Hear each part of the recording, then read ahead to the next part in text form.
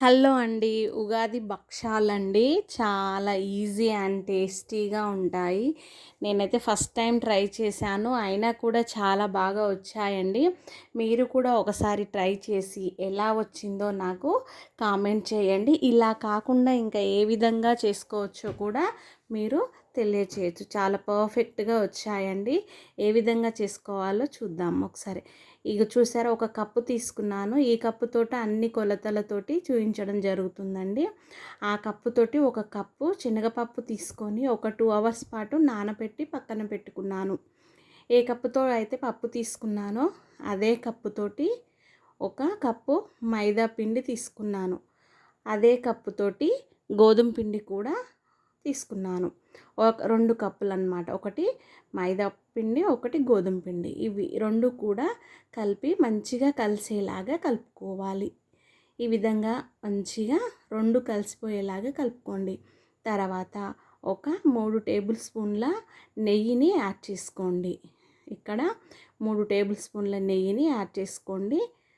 చేసుకున్న తర్వాత మంచిగా కలిసేలాగా కలుపుకోండి.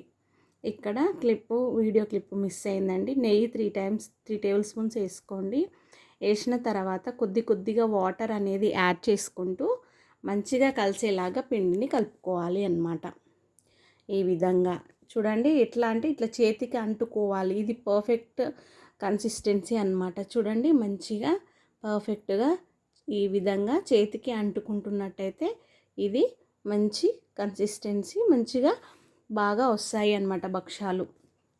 తర్వాత మనము ముందుగా నానబెట్టి పెట్టుకున్నటువంటి శనగపప్పుని మంచిగా ఒక 3 to 4 విజిల్స్ వచ్చే వరకు ఉడికించుకోవాలి.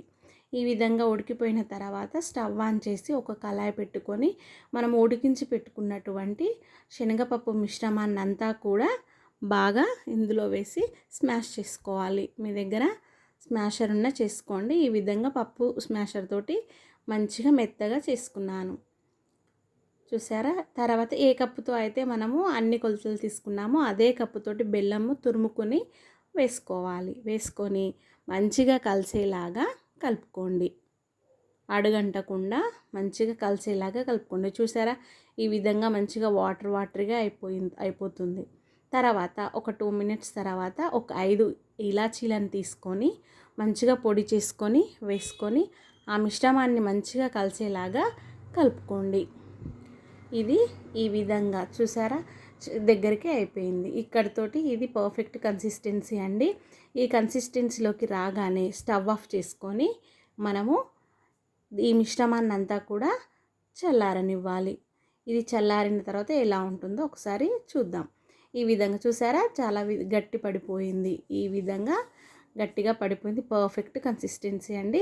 చాలా బాగా వస్తాయి భక్షాలు.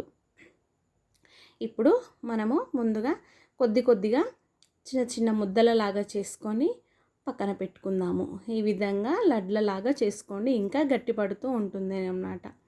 ఈ విధంగా చేసుకొని అదే విధంగా మిగతా మొత్తము మిశ్రమాన్ని కూడా ఎన్ని లడ్లు వస్తే అన్ని లడ్లుగా చేసుకొని పక్కన పెట్టుకోండి.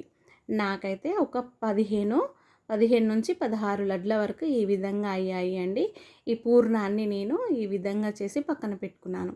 తర్వాత ఒక హాఫ్ అన్ అవర్ పాటు నాననివ్వాలి అండి. మన కలిపి పెట్టుకున్నటువంటి భక్షాల పిండిని నానిన తర్వాత ఈ విధంగా ఒక కవర్ కానీ లేకపోతే ఇంకా వేరే విధంగా మనకు పూరి ప్రెస్సింగ్ ఉంటుంది కదా, దాని ద్వారా కూడా చేసుకోవచ్చు. ఇదైతే చాలా ఈజీ ప్రాసెస్ అండి. ముందుగా మన చేతులకి ఆయిల్ అనేది మొత్తము రాసుకొని తర్వాత ఆ పేపర్స్కి కూడా ఆయిల్ అనేది అప్లై చేసుకున్న తర్వాత ఈ విధంగా మంచిగా మెత్తగా చేసుకోవాలి. కొద్దిగా వెడల్పుగా చేసుకొని మనము చేసి పెట్టుకున్నటువంటి ఆ పూర్ణం మిశ్రమాన్ని అందులో పెట్టి ఈ విధంగా వీడియోలో చూపించే విధంగా పెట్టుకోవాలి. ఈ విధంగా చూడండి, మంచిగా కలిసేలాగా కలుపుకోండి. ఇది ఇట్లా ఫస్ట్ టైం చేసినా కూడా చాలా పర్ఫెక్ట్గా చేశానండి. చాలా ఈజీగా కూడా అనిపించింది. చూడండి, బాగా వచ్చాయండి. ఎవరైనా కొత్తగా మన ఛానల్ని చూస్తున్నట్టయితే ఇలాంటి మంచి వీడియోస్ కోసం సబ్స్క్రైబ్ చేసుకొని ఖచ్చితంగా లైక్ చేయండి. ఈ విధంగా మంచిగా పర్ఫెక్ట్గా చాలా ఈజీగా వచ్చేసాయండి. చూడండి ఎంత బాగా మంచిగా వచ్చాయో ఈ విధంగా చేసుకోవాలి. అన్నీ కూడా చేసుకొని ఈ విధంగా మంచిగా పక్కన పెట్టుకొని మనము కాల్చుకుందాము.